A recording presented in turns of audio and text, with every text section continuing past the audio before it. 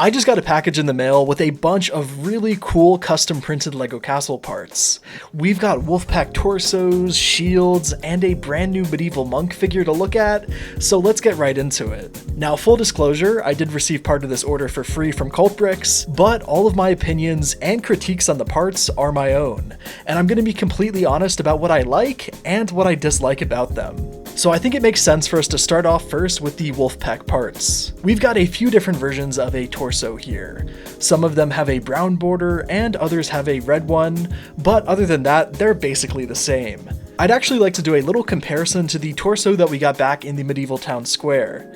The official LEGO torso is really nice, but the biggest problem with it is that it uses white on black printing, which leaves this awful looking wolf sigil on the front. LEGO has time and time again had problems printing white on dark colors, and this is another example of it. Cultbricks' version, on the other hand, looks a lot better, and it's more visible because he printed the wolf's head in silver instead of white, so it doesn't have that same opacity issue that the official one has.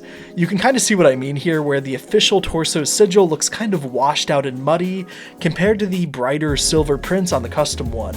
This is a pretty minor detail to point out, but it's something that I wanted to show off here. Other than that, I'd say both figures are pretty neck and neck when it comes to quality. And the art style is very similar to LEGO's, which I am a big fan of. The sigil on Cultbricks' version is slightly different though, to avoid any copyright problems, but to be honest with you, you would have a really hard time noticing it. The differences are super minor. The main one is that it's slightly less angular than the official one. Anyways, so now that we've compared it to the official fig, I want to talk a little bit more about what I like about the custom itself. Now, I personally love that he's gone for a more heavy knight in armor look for the Wolfpack. The chainmail print on the torso is really nice, and it's pretty similar in style to the Black Falcons and Raven Knights. It'll actually be perfect for customizing with the new chainmail parts in the upcoming CMF. And that brings me to my one real problem with this torso. I really think it should have been released with a custom pair of printed legs to go with them. The torso is great, don't get me wrong, but unfortunately, you're really going to want to get some printed legs to match them. In my opinion, plain legs just don't look that good with this torso because of how detailed it is. It's like giving the Raven Knights a pair of plain black legs. It just doesn't really work. Anyways, here's a group that I made by mismatching a bunch of different parts from my collection. The variation that I was able to get was pretty surprising, and I think they came out looking really lovely. So let's take a quick look at each one of them. Here we have the leader that I've made with an old pair of armored legs, a cape, and a quiver. You'll also notice this shield that he's got. This is another one of Cultbricks' custom prints. The simple wooden print is super versatile, and I've got a ton of ideas for using it in some other mocks and factions. It also comes in a dark brown version that I used for our next figure. I turned this Wolfpack guy into more of a heavy, brutish looking knight. He's got a set of armored legs and some metallic arms to match his helmet. Again, like I said earlier, this torso is made a whole lot better by adding in your own parts like different arms and legs. And our next guy is a more basic looking archer with a long bow. Again, this guy looks absolutely fine, but printed legs are really the key to making these guys pop. For example, our next figure was given some Uruk-hai printed legs that just go so well with the torso. And the same is true for this knight, who I've given some legs from Aragorn. This knight was a really fun one to make, and he feels a lot like the classic 90s Wolfpack to me. The red feather definitely does help that, but so does the custom shield from Cultbricks. This is Cultbricks' version of the Wolfpack's shield, and it looks pretty similar to the new CMF one. And finally, this is our last Wolfpack knight. I gave him the arms from Tasha the Witch Queen, which I think works perfectly for these guys. And he's also got a wooden leg, which I thought was quite fitting. But my favorite detail on him is this silver printed helmet.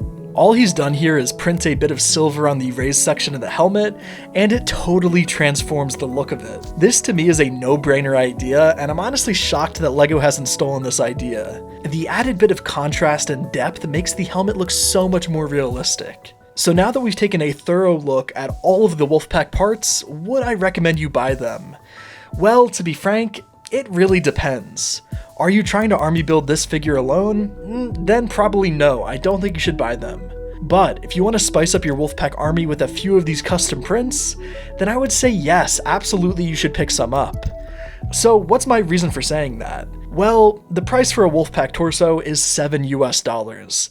That's not exactly cheap, but you have to understand what goes into making one of these customs. Ferdinand is running Cultbricks as a solo operation. That means he's designing all the prints, running the store, and everything else in between. So that's all factored into the price, and to be fair to him, he is very competitive with larger custom companies like K-Town Bricks. I believe they actually sell their torsos for the exact same price. Again, it just really depends on what you want to do with these torsos. With the Wolfpack CMF coming out, I think it's a great time to look at getting some custom parts to go with your new army. But again, just don't expect to pay pick-a-brick prices for custom pieces. The way I look at it is like I'd look at any other artisan product. You're paying for handmade items, and you should expect to pay a premium for it. It's just kind of the way it is. Anyways, now let's take a look at everything else that I got. These Black Falcon chestplate prints are some of my favorites that he makes, so I wanted to pick up a few more of them. If you've seen my videos before, then you probably recognize these silver ones. I have used these a ton. But now I've also got this black one that I am super excited to use for my Falcon King. And to go with those chest plates, we've also got some matching helmets. This one right here is my personal favorite, and while I like the Falcon prints on the other two, they tend to look a little off when placed on a normal minifig. The vast majority of Cultbricks' stuff looks great, but these just don't blend in quite as well in my opinion. When it comes to customs, for me at least, I want them to really blend in with official LEGO prints and designs, and for some reason, these just don't really work for me. Anyways, next we've got a couple of new Dragon Master shields. I've made a couple of different Dragon Knights here by combining the shield with some Tournament Knights. I think the color scheme just works super well for them, and you'll also notice that I used some more of those printed great helms on these guys, but we've also got this new Viking one. Again, this is such a great idea, and I'm surprised LEGO hasn't already done this. The helmet just looks so much nicer with that little strip of silver on it. Now next up, we've also got some printed tiles to look at. Here's two of his Black Falcon Nexo Knight shields that can be used as a banner decoration. I've done this quite a few times in the past if you've seen my videos, and I just love how simple they are. It means they blend in perfectly with the standard LEGO aesthetic that I personally love. And the other tiles that I got are these replacement parts for the medieval town square. These are made to replace the stickered pieces on the tavern, but I'll probably be using these for my own mocks. And to round off the random parts, we have one of his newest releases, the printed Goblets. We've got a couple here with Falcon and Lion sigils. These are such a great idea, and they add in a ton of life to this super old goblet piece. I'll be using these Falcon ones for an upcoming throne room build for my Falcon castle. But now we've got the most exciting release of all, the medieval monk figure. This is a fully pad printed figure, apart from the head and hair obviously. The dress piece is printed on all sides, and I think it looks fantastic. It's got that same high level of detail that you'd expect to see in the CMF series. And if you aren't aware, LEGO doesn't make any religious minifigures, so this monk is a great fit for any medieval fan. You're never going to be able to get it from LEGO, so Cultbricks is your best option here. And this is his first ever full figure release, so that means I'm so excited to see what else he's got cooking up in the future, because this one has pretty much everything I wanted from it. Hopefully Cultbricks will start doing some fully custom knights in the future, but we'll have to wait and see. I'll leave some links in the description to Cultbricks where you can check out all of his stuff. He only does drops every once in a while, so the best way to find out when he's having a new release is to sign up for his email list. He only sends out emails when a new drop is coming, so you know when stuff's coming on the horizon. Anyways, I'd like to give a big thanks to Cultbricks for sending over some of his stuff, and if you enjoyed this video, why not subscribe? I've got a ton more medieval LEGO videos coming very soon. And as always, thank you so much for watching.